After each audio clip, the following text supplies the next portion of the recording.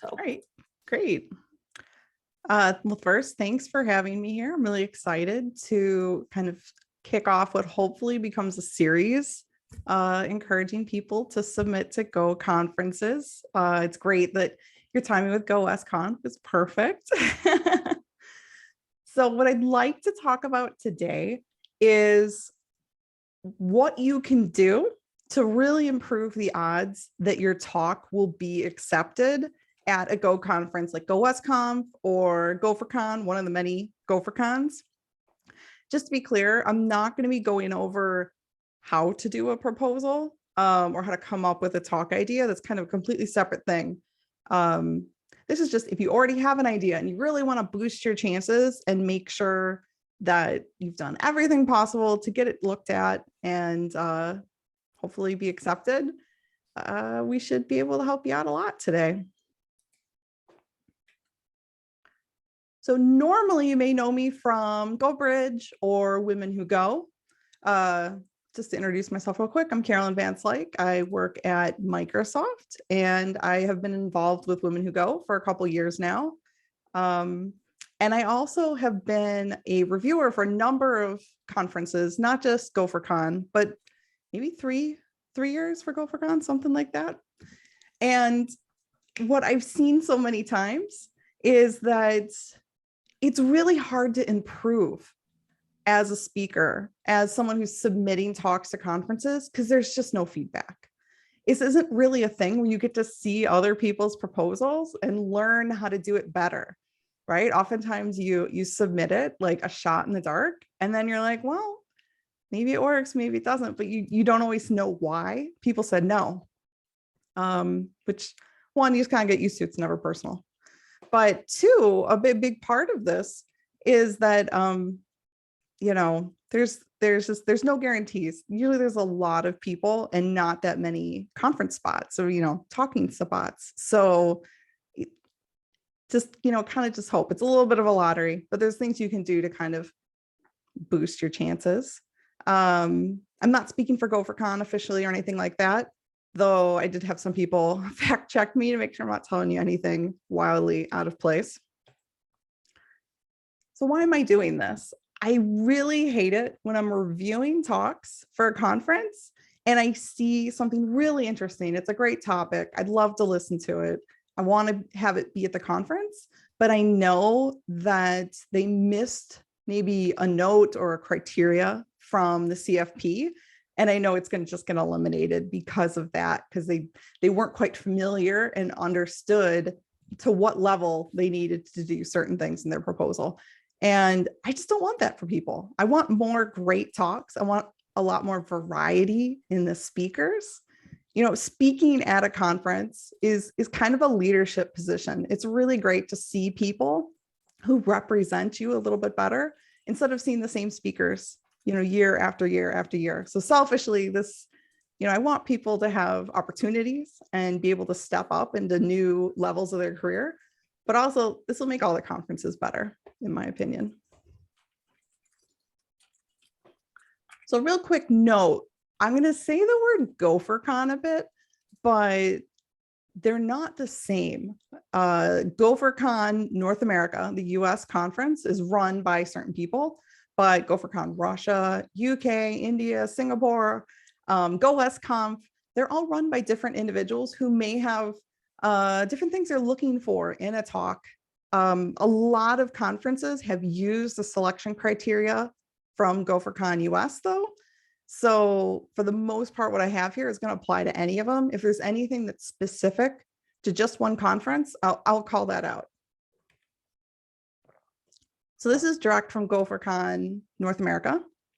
This is what all the reviewers are told to look for. And this is actually on the CFP for GopherCon, which just closed. Okay. So if you want to submit to GopherCon US, you're gonna have to wait a year. But these are all the things that most of the conferences are looking for.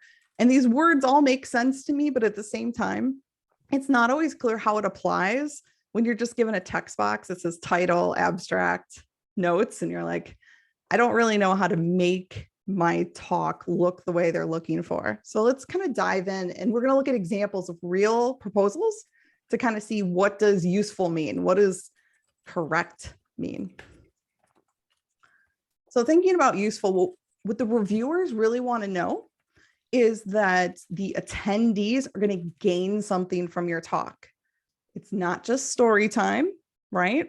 You need to have either they're learning something new, you're giving them things they can do after listening to the talk. Maybe, hey, now I know how to go with IoT, or, test my code better, things like that.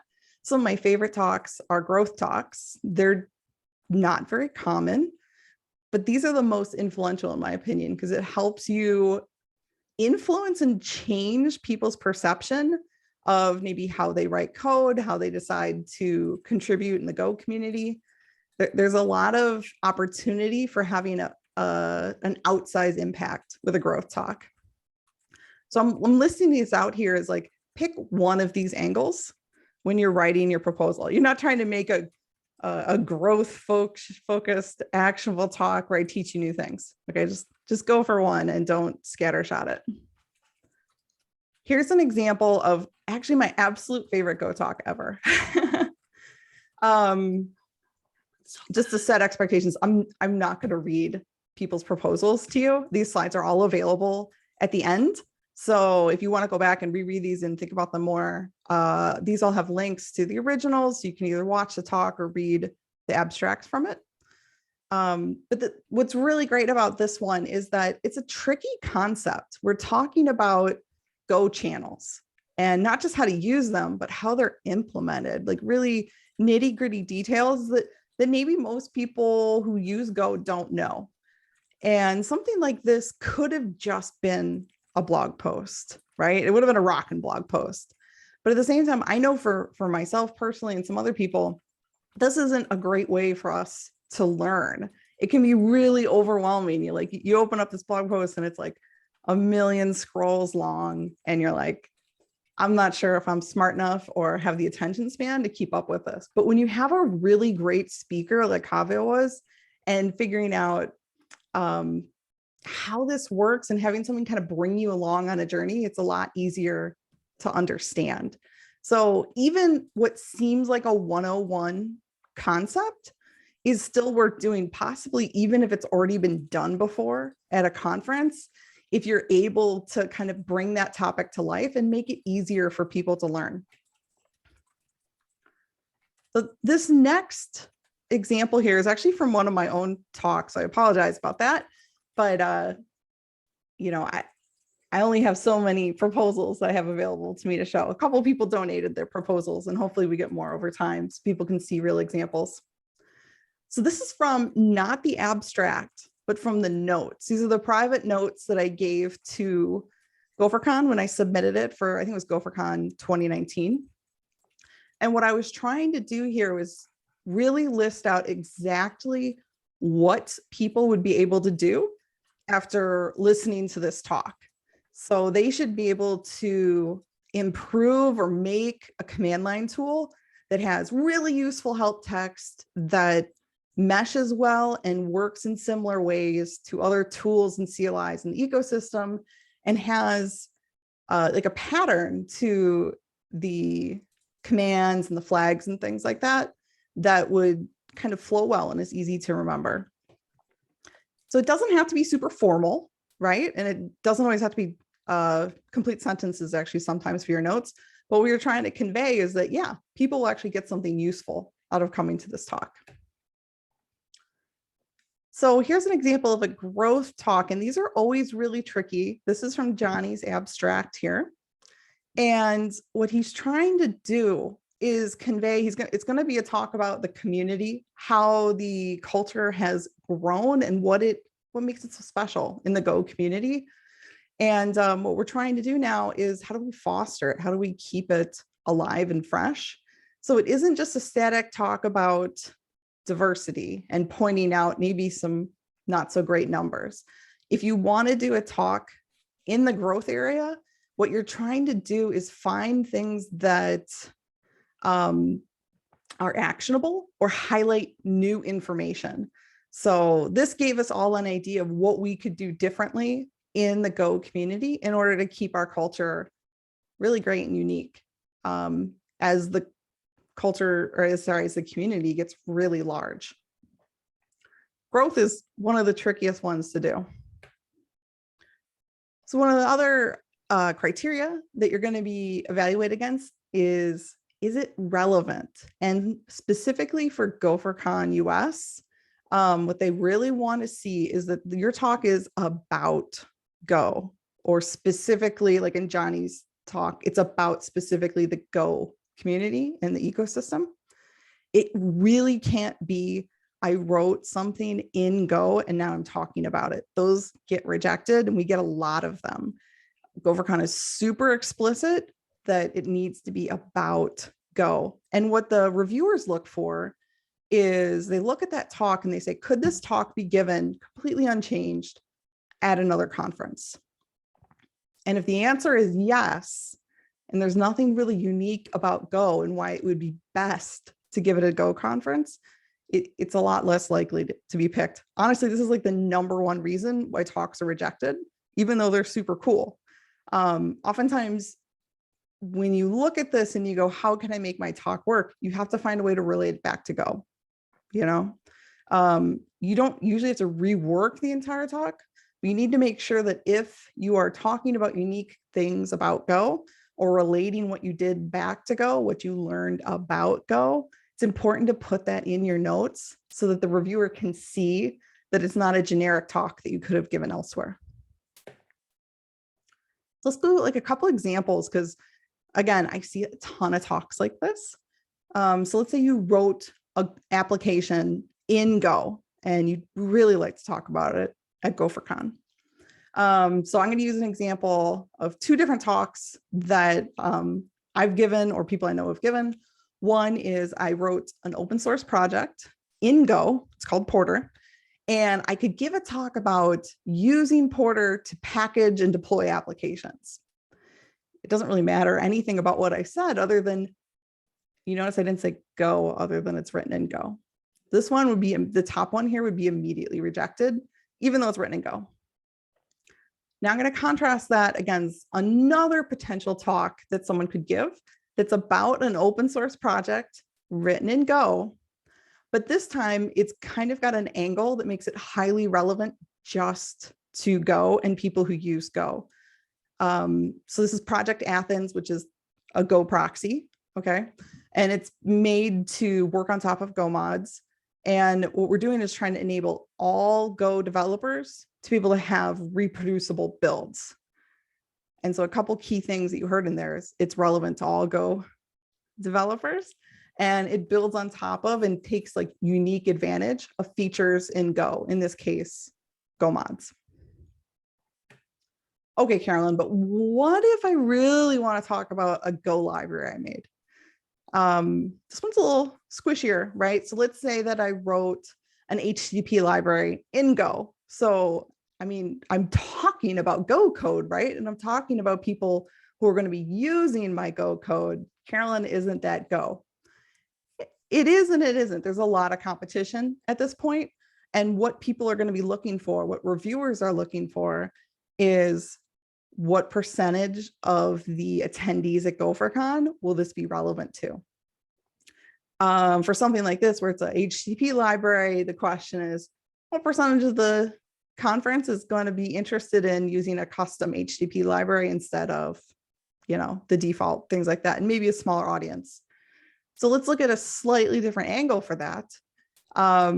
There's a open source Go library called Mage. It's a replacement for Make to help you create build scripts written in Go for Go projects. Now, at this point, if we think about the impact and who would be interested in a talk like this, build scripts are pretty much universal. Everyone has something, a bash script even, doesn't matter. So at this point, like, this would be a way more likely talk to be accepted, just because effectively it applies to everyone in the audience. And just a side note, I would love to give this talk. So I really need to like get off my keister and make that one happen, because I think Mage is pretty cool. So I mentioned a little earlier that you have to do a little bit more than story time. And let me elaborate a little bit more on what I mean by that. We get a lot of talks submitted to GopherCon that kind of go through a progression of why I switched to Go, how my company's Go migration went. Maybe you moved from Python to Go and you want to kind of share the story of how that went. And then there's other ones that are, getting a little closer, but they're like, these are the best practices for Go at my company. I don't know if you see the problem with all of these is that the scope of who may find useful things out of each one of these talks. As we go down the list here, the number of people who may be interested in find useful things really increases. But towards the top, we've seen a lot of these talks suggested, and they're not really accepted very often. So if you would like to give a talk about using Go at your company, what you want to try to do is hit the last one, which is how can I provide information about how we use Go that isn't just specific to my company, maybe because of our domain or our size, or maybe because we're in the tech sector versus something else. You want to give people information that regardless of what company they work at, it's still going to apply to them.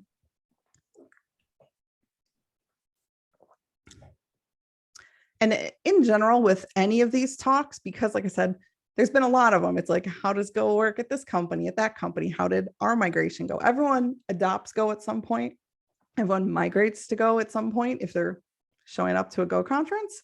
So what you want to do is find a new angle or something that makes this talk that you'd like to give different than some of the other talks, or provide new information.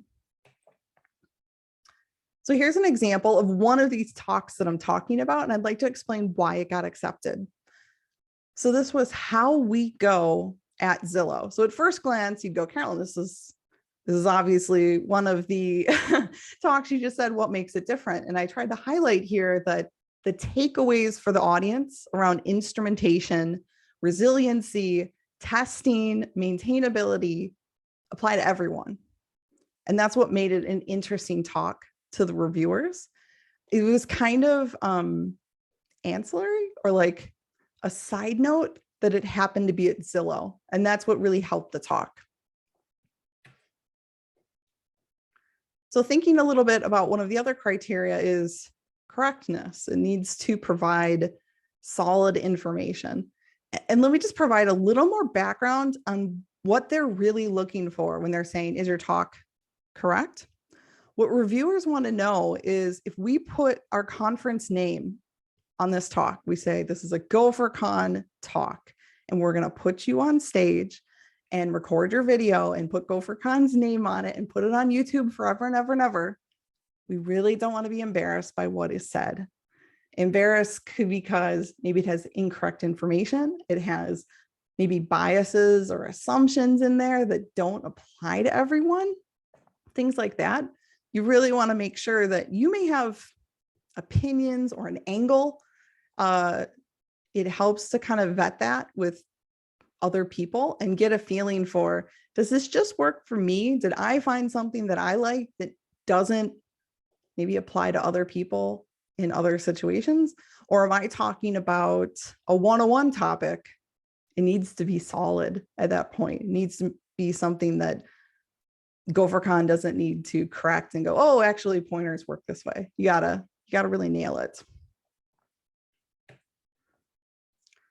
So the only way a reviewer can be sure that what they're greenlighting to go on stage is correct, you have to tell them all your secrets. If you're going to be giving advice or code snippets, or you're like busting myths and saying, you should use this library, not that library, this technique, not that technique, you can't refer to them generally. You don't ever want to put something in your proposal that's like, I'm going to bust common myths, or I'm going to show you the best way to write an API. You have to back that up with the concrete suggestions you're going to make, so that the reviewers as a whole can kind of look at that and go, yeah, I'd recommend that too. This is the best practice. Most, if not all of the conferences ask you to keep your name out of it. And when they are initially reviewed, reviewers don't look at your name, they don't see it. And so try not to spill the beans. Don't put your name in any part, the description, even the notes. But at the same time, some people take that a little too far. You don't need to do something like literally write X will talk about their company Y. It reads kind of funny. And if you're able to take all that information out and the talk is still good, just don't say that to begin with. But it is totally fine to give details about yourself or your role or why you're a great speaker for this, that someone could Google and then figure out who you are. Okay. The goal isn't to make it so that no one can tell who is going to give this talk. It's just to avoid that initial bias of, oh, this is Carolyn's talk. I know her. Obviously, I totally want to accept it. No big deal. I won't even think about it. You want to give people a chance to review it without any biases sneaking in. But if you're talking about a library that you're one of the maintainers for, that's absolutely worth sharing. So let's talk a little bit about clarity. I don't want to belabor this because, to be honest, it's pretty straightforward. But what you want is when someone looks at your talk on the conference website, they should be able to really quickly tell what it is you're going to talk about and what they're going to learn. Don't make people work for it. So here's a couple examples from Aaron's talk, Aaron Schlesinger, about the Athens project. And I really like that he took advantage of all the characters allowed when writing his proposal to really lay out what it is that he's going to talk about here. And so this is his description. And he essentially put his outline in paragraph form. So he's like, we're going to cover the history of broken dependencies. We're going to explain to you how dependencies break, what the frustrations are, really lay out what the problem is, and then explain how Athens can help solve this. He then dives into the problem and explains the impact of it. Sometimes when you're really close to something, like you're super into it, that's why you decided to give the talk in the first place. It's really easy to think that everyone else must know this too, or think it's a problem. But most people don't have that context or haven't thought about whatever it is you're super keen on talking about. So make sure that you provide a little backstory on why it is you're solving this problem. And sometimes you don't even realize it's a problem. So give them more info and kind of lead them to water and be like, yeah, you may have this problem too, and not even realize it. And then he's also super clear about the takeaways, what you're going to learn. You're going to learn why proxies matter. You may not even know what a proxy is, but by the end of the talk, you will care and want one too. And he says you're going to go over, you're going to learn how to use Athens and figure out why it's even worth setting up your own Athens server. Like maybe by the end, he's completely tricked you into thinking this is worth doing. If you're not interested in any of these takeaways, as an attendee, you can opt out, which is great because you don't want people coming to your talk and then realizing like 15 minutes in that this was not what they were trying to buy into. So I think this is a great example of how to spell out exactly what you're going to talk about. No cute jokes, memes, nothing like that. He just lays it out straight. Another thing that all of the reviewers are trying to judge, especially for new speakers, is can they actually deliver the talk that they're pitching? And so there's a couple things that they're looking for to figure that out.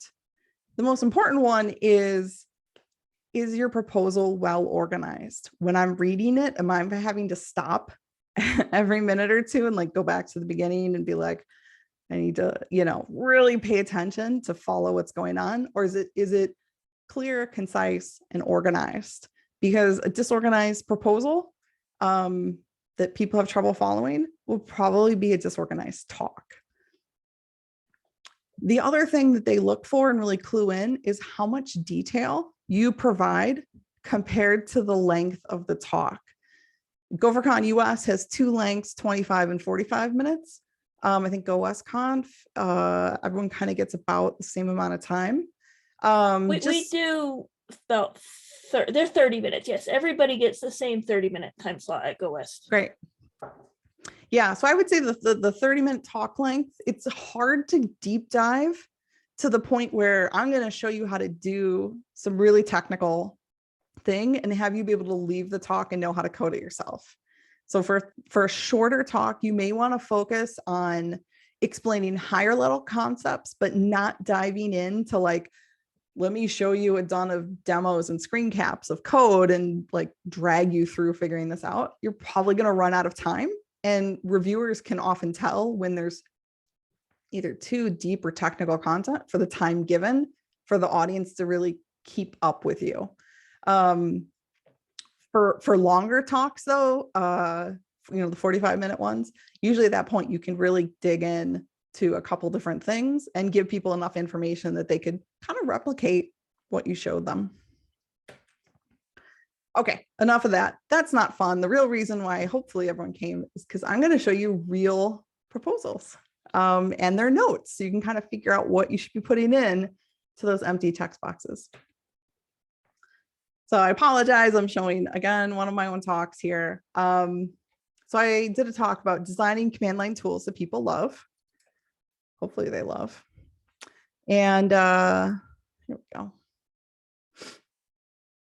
I actually put all of my CFPs public on the internet, and I just kind of hope no one looks. But if you want to look, go right ahead. You can see a whole bunch of rejected talks and a couple accepted ones like this. And what I'd like to kind of call out and help you see is that, one, the abstract lays out some of the problems, okay? Maybe teams spend all their time on the back end, but when it comes to the front end, when it comes to the CLI, it doesn't get as much attention. And what happens because of this, maybe we recognize that first part, but do we realize that it makes it harder to test? Do we realize that like the maintenance of this CLI over time becomes a chore and we like dump it on whoever like joined your team most recently? So the idea is that we're calling out what are the problems that we're going to solve and then explain what people are going to be able to do by the end. So we're going to call out libraries that we think you should use, how to structure your Go code, things like that. If you read this abstract, you're pretty darn sure as an attendee what you're going to learn and kind of walk away with. This isn't the best notes ever. I have an example later on that has just amazing notes and a great outline, but I want to just call out what I tried to focus on in these notes. I was giving a lot of best practices that maybe weren't industry best practices. These were things that I had learned myself after working on a number of command line tools. So I wanted to prove to people that what I was going to talk about was going to be good information.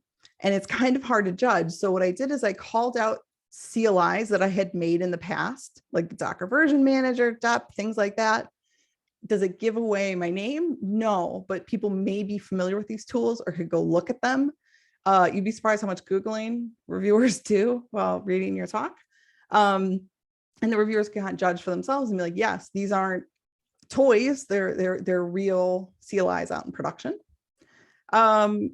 And then what I did is kind of explain what my advice was going to be for every single item here. So it isn't a proper outline, but I do call out things like, these are the libraries I'm going to recommend and what I think people should use them for. Or what are my hot takes going to be? I believe that you should separate your code into a CMD directory where your main is, and you should also have a PKG directory where you're essentially writing your CLI as a library. It was up to the reviewers to decide if that was good advice or not, but I gave them the advice that I was going to give. The attendees don't see your notes, so it's okay to give away all your secrets. I did make a couple mistakes. One, I really don't recommend you do this. I said in here, I can drop this based on time constraints, but then I still laid out like, look at all this extra content I can shove in here. This is not like a pro. If I'm looking at a review, if I'm like reviewing a proposal, this makes me realize that maybe they don't quite understand if they can fill the time or not. It kind of shows maybe a little bit of lack of awareness of how much detail they actually have and what will fit into a talk. Okay, so hopping back here. I promised other talks besides my own, so here we go.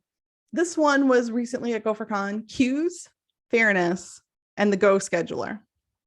For some of these aren't going to be in the slides later because I have permission to kind of show them during the talk, but not to post them in perpetuity on the internet. So we'll just kind of take a minute here and go to the right talk.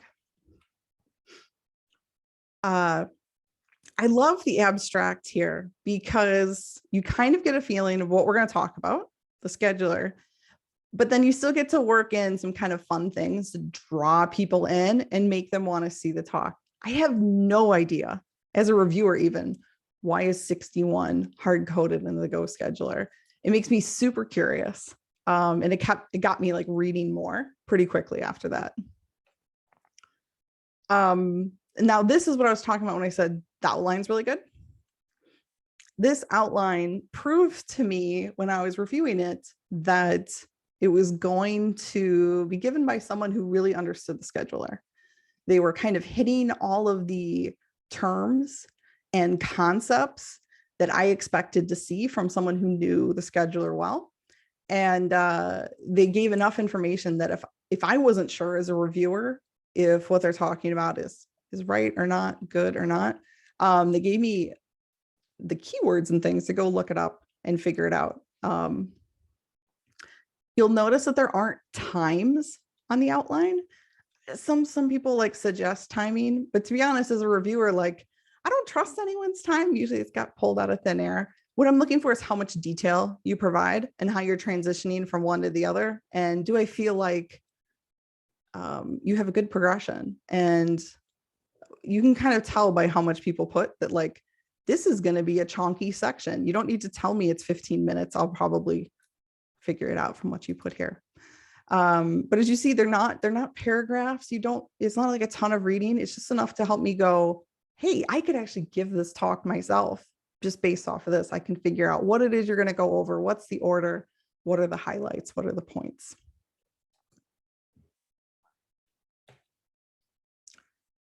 Jumping back to the Athens project, Aaron let me take a peek at his proposal. And what's unique about it that I like is some conferences have an elevator pitch, some don't.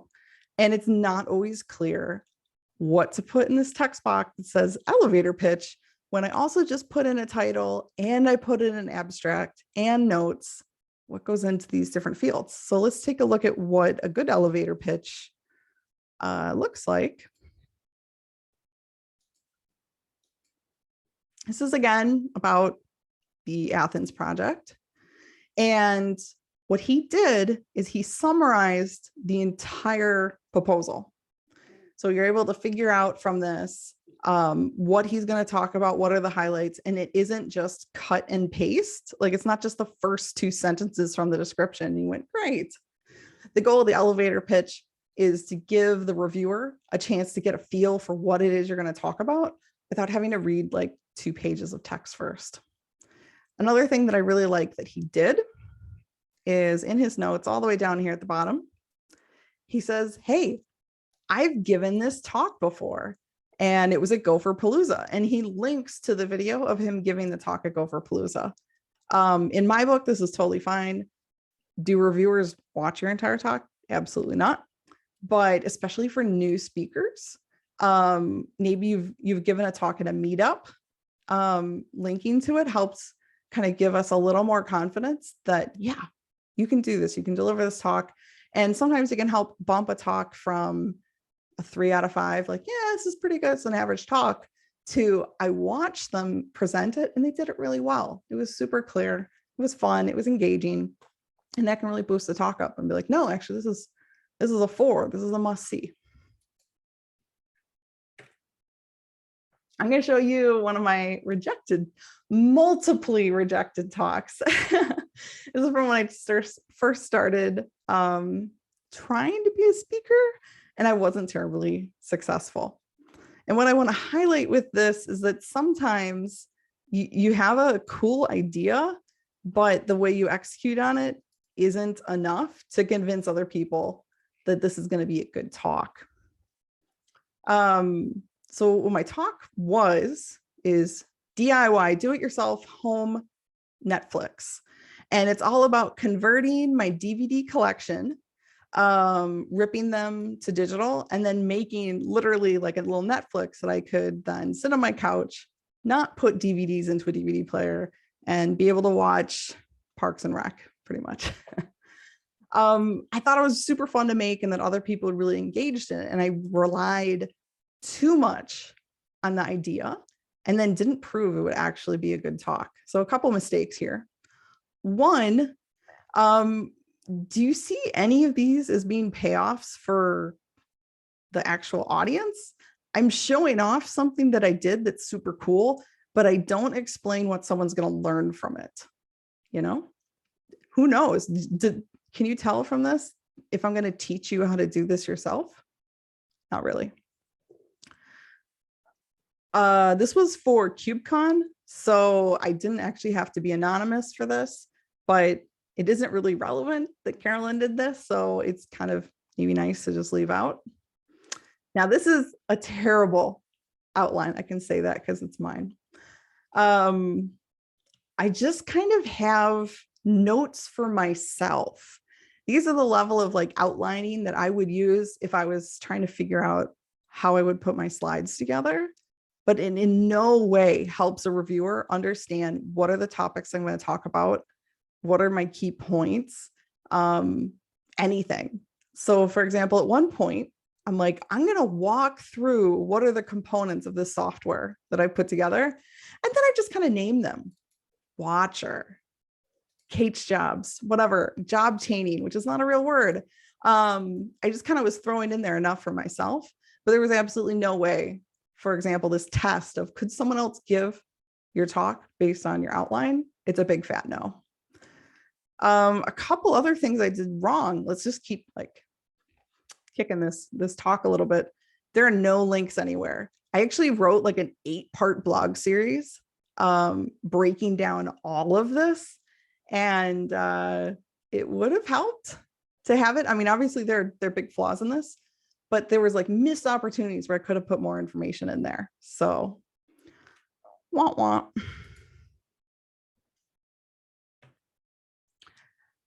So when you get to the point where you're like, all right, I have a great talk, this is going to be amazing, then you get to a web form with like 3 blank text boxes and you're like, I don't know what to put in them. So let's just go over real quick what you would want to do. The key thing to remember for the title is whatever you put in here, this is probably going unedited on the website. So choose wisely. And what you're looking to optimize for here is not cute one-liners, not jokes, not memes. Someone should be able to see the title on a really compact schedule and go, I know what this talk is going to be about, and figure out if they're interested in going or not. I would probably say the majority of attendees don't read your description. They're certainly not reading the description while walking in the hallway. They're just looking at the title. Maybe they like bookmark 3 and they're like, which one am I going to go to? They're going to look at that title and make a gut choice. I try to really avoid doing memes for 2 reasons. One, oftentimes you don't even realize it, but memes have a lot of like politics behind some of them. And you could just really annoy a reviewer, to be honest, like make America great again, make go great again, make whatever great again. You may mean nothing by it, but it can make for grumpy reviewers. The other thing is not everyone is steeped in American culture or whatever, you know, your culture may be, but we were talking about Utah and Midwest. If you're hoping to have this talk be accessible and understandable to a wide range of people and backgrounds, avoid in-jokes, memes, references, stuff like that when you're just trying to explain what your talk's going to be about. The description, sometimes called the abstract, it's seen by the attendees, it's seen by the reviewers. And this is where you want to include what the problem is, what you're going to cover, and what the key takeaways are. I think we kind of already went over the elevator pitch with Aaron. The thing to remember is that this isn't seen by the attendees. Correct me if I'm wrong, Mariah, if you do it differently with GoWestConf.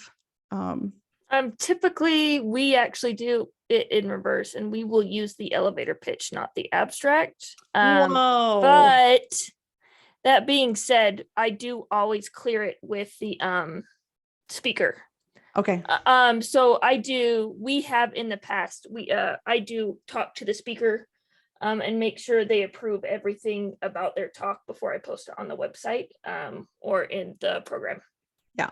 Great. But that's just mostly for digestibility. The elevator pitch is typically more digestible than the full abstract or the full description.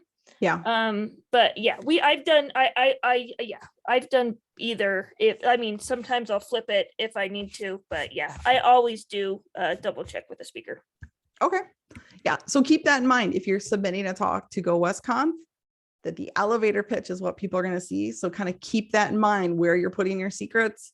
What are you trying to kind of highlight to attendees? This is the one that's going to be seen by attendees for GoWestConf. For the notes, it's not always called notes. What you're looking for here is the biggest text box someone's giving you. Okay. Where can you put the most text? This is where you can fit your outline. This is where you can fit all of those secrets that kind of justify that you know what you're talking about.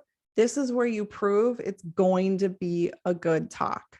Obviously, if they ask you to cover anything specific, include that there. But otherwise, even if they don't ask for it, that is what you use the notes for. Give them confidence that if they put you up on stage, it'll be great.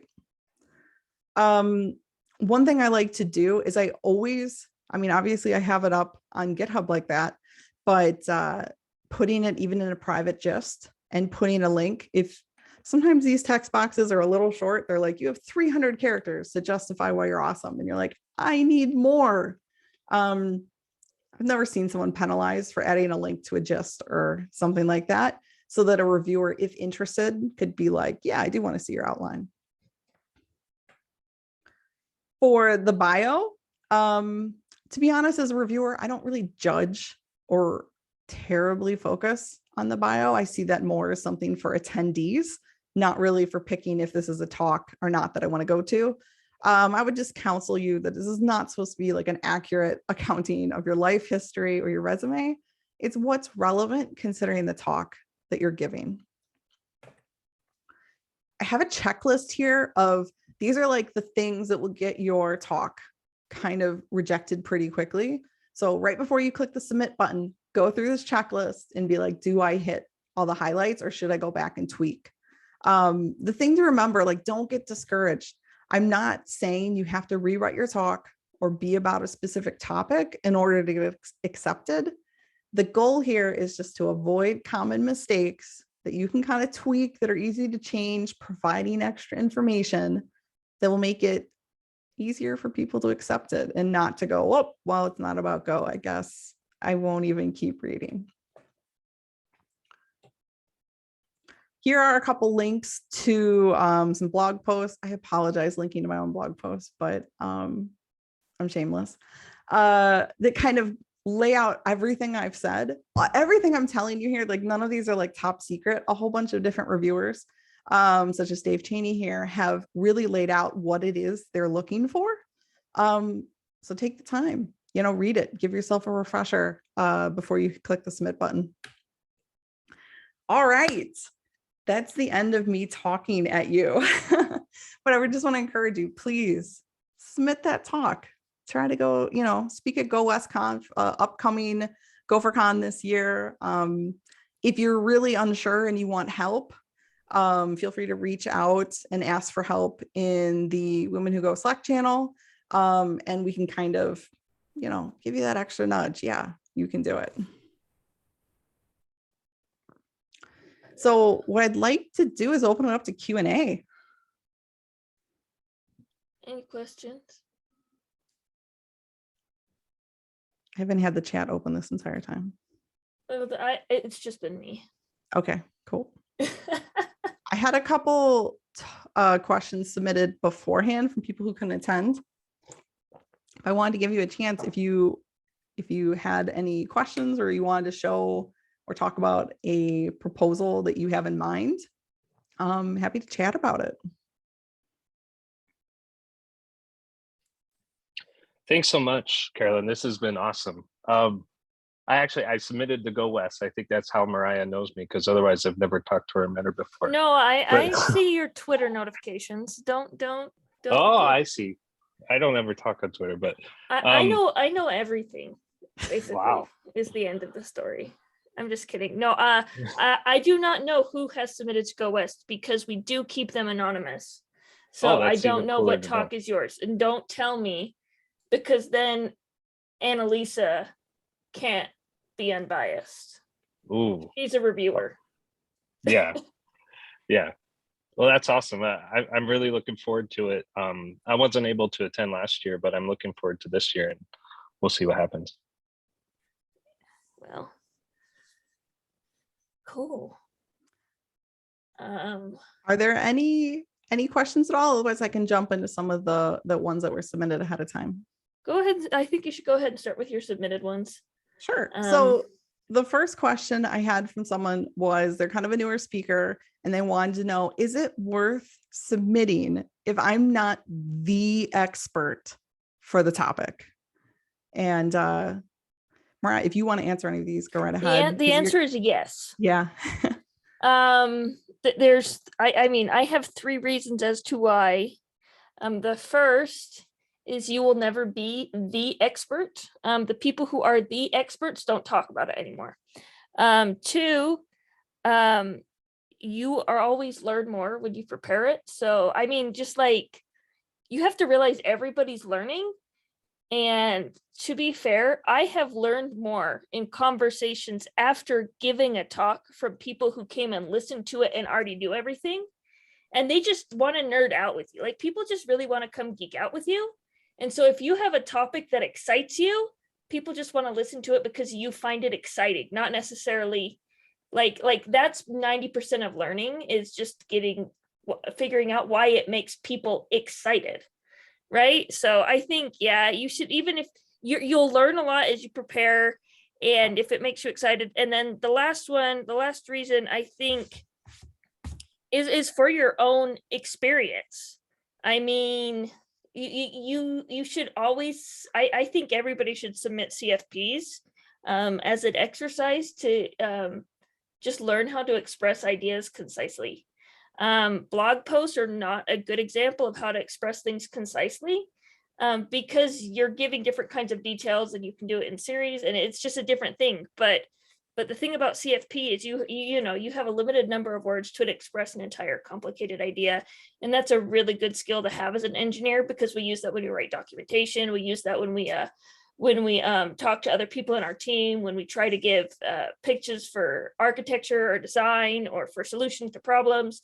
And you have to learn how to give things in snippets and tidbits, and like, that's what writing a CFP teaches you to do. So like, you don't have to be an expert to learn how to do these kinds of things.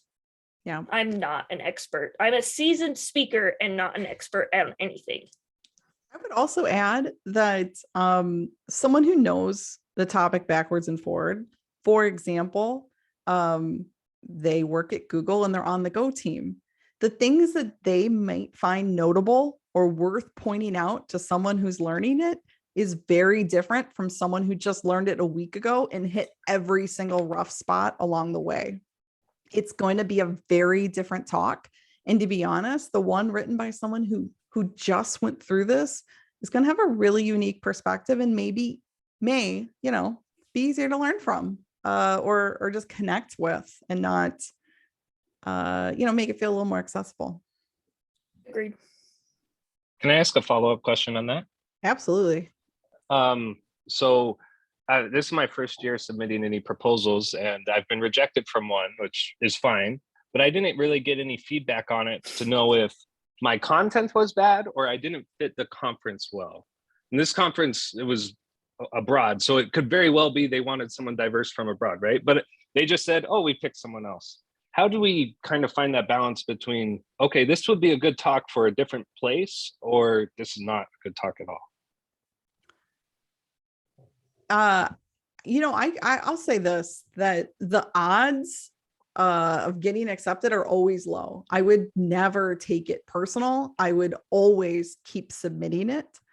And kind of seeing what happens. Even if it does get accepted at just one conference, you spend so much time putting effort into building up a talk. Sometimes it's a shame to just give it once. To be honest, you'll get better if you do it at a couple places. If you do the talk at a meetup, you do it at a regional conference, and then maybe after you've done it a couple times, you could submit it then to a larger conference as well. You really aren't going to get feedback, just the numbers of it. GopherCon, for example, got over 200 submissions. We can't really provide a lot of detailed feedback on every single one. We just don't have the time to do that. So for getting feedback, I would really suggest having other people take a look at it and give you kind of a gut check on, could they understand what it is you were talking about, what they would learn from it. Have them really evaluate that title and your abstract or your elevator pitch, and make sure that you are being clear, things like that. That's the kind of feedback that's a lot easier to get without having to somehow get the attention and time from someone who is a CFP reviewer. I think my comment is find a meetup and give it at a meetup. Yeah. Meetups, generally speaking, do not have a rigorous review process, but what they help you do is they help you refine your talk. And a lot of time understanding what the audience wants and what you can give, right? Like giving the talk helps you refine the CFP or edit your CFP. So I would find a meetup. And if you want to just ping me and I will find you a meetup sometimes. and practice giving your talk. Like that's honestly the best thing I have ever done for my talks. And I've after I put a talk together, sometimes I wish I could edit the proposal, because the talk I put together ends up being so different than what I thought it was when I divined the talk. So that's my 2 cents. Yeah, absolutely. I know from having run a meetup myself, if someone was willing to speak, they were in. No, 100%. There is no review process for meetups. No. And the best thing about meetups too is meetup organizers will help you prepare the talk. They will help you with the proposal. They'll help you with abstracts. Like they're so desperate for content that they will help you create anything. And they're oftentimes experienced as well. They've done it before. That's how you'll get feedback too. Not only from attendees who come up and speak with you afterwards, but the meetup organizer is in a pretty good position at that point to let you know what you can improve next time, or what was clear and what was confusing, things like that. For sure. That's awesome. Thank you so much. Another question that someone sent in is, how do I know that my topic is fresh, new content? And for me personally, I always go through the conference that I'm submitting to and look at maybe the playlist or the schedule for the past 3 years and see if I'm speaking about something that's already been done. Don't despair. If it is, what you want to do is maybe watch their talk, read any things off the schedule that you can, and understand where your talk is different, where you're maybe providing new information because things have changed about generics in the past year, or you're going to have a slightly different angle or different opinions. And then what you want to do is make sure you explain why you're different in the notes. What are you going to provide that's new? A lot of conferences have similar talks from year to year, but the reason why they do it is, one, some things are always worth repeating, like 101 content. Like GopherCon will keep teaching you about Go every year. We're not suddenly go, well, that's it, everyone's learned it, we're done. We're still going to keep having beginner level content. And we just need people who have either new ways, updated information, or just a fresh face.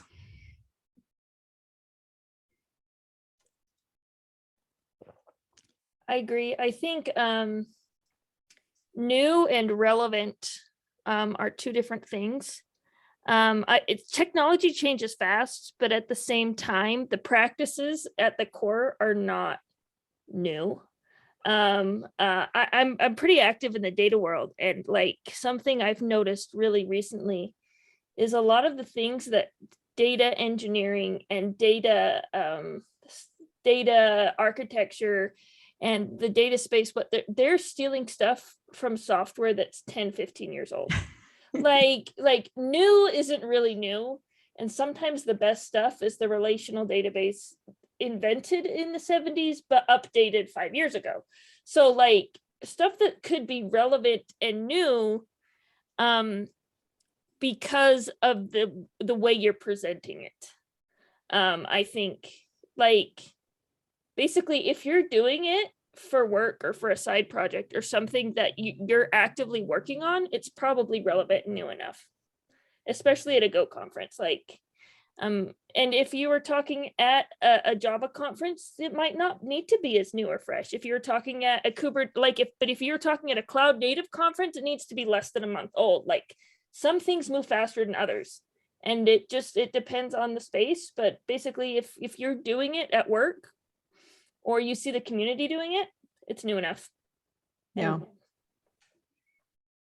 I know that a couple times I've written a talk and for maybe a conference that won't be for 8 months, and had to completely rewrite it like the month before, just because the material and what works and what doesn't changes so quickly. Some conferences, that's anything cloud seems to move that fast. Data, you're safe. Data, it's still 30 years behind.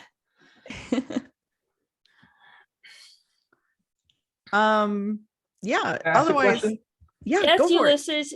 This is my friend Ulysses. Hi, for some reason my camera's not working. I don't know what's going on. You're fine.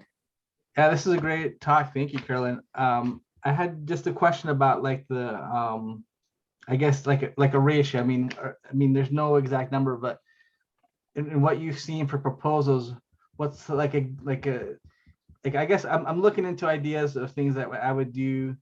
Should I look at more novel things? Should I look at, kind of like you were talking about, maybe some, beginner or, new to go topics?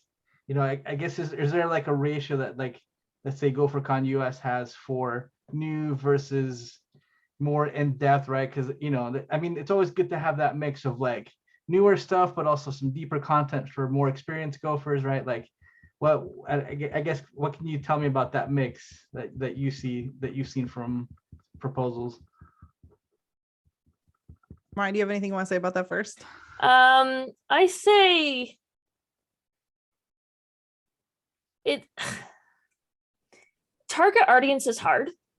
And so like to be fair, when we do our proposal, we did in the past. We one of the things we did our first year is we tried to split it like beginner versus non-beginner topics.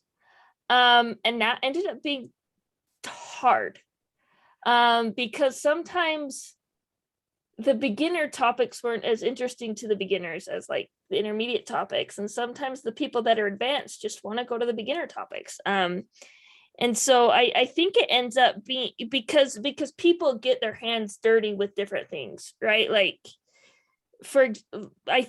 my example is last year our two most popular talks we scheduled for the same time because I did not think that this would be a dilemma. We had one on concurrency that I thought nobody would care about because all the people that I knew were coming had been doing Go for 5-6 years. They wouldn't care about the concurrency talk.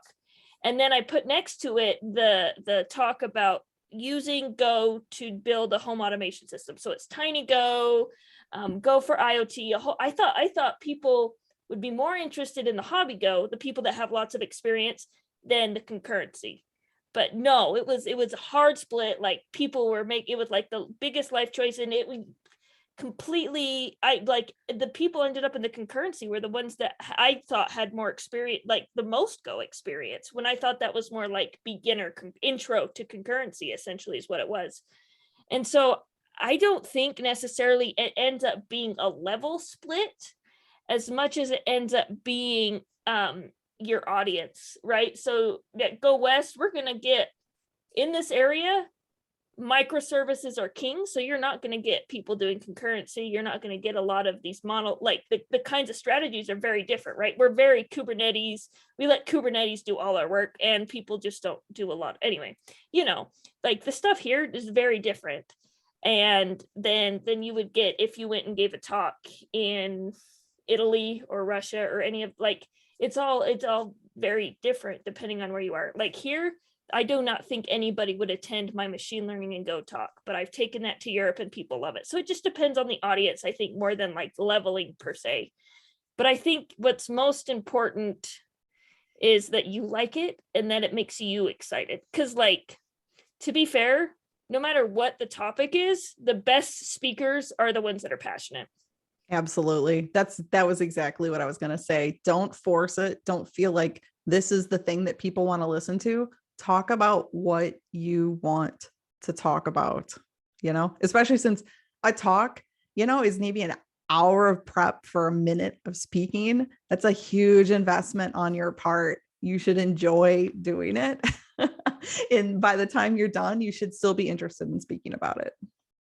And speaking about it multiple times, you shouldn't have to drag your feet when you're giving your talk for the 4th time. Yeah. Like not all, it should still be exciting to you and animating. Like that's how you got a good talk. And yeah, I still think that at the end of the day, they appreciate the good speakers because of that more than like necessarily. After you walk away from the conference, nobody's going to remember what your CFP was. They're going to remember, oh, you loved this topic so much, and now I love it too. Yeah. Yeah. The energy really does come through. And that's why you'll see people going sometimes to the beginner talks, is because if you know that person is a really great speaker and is going to bring that energy, that may be way more fun than an advanced talk given by someone who's kind of approaching it from more, well, I felt someone should explain generics and Go 1.18, Gosh. It needs to be something you're keen on. So. Are there any other questions or anything?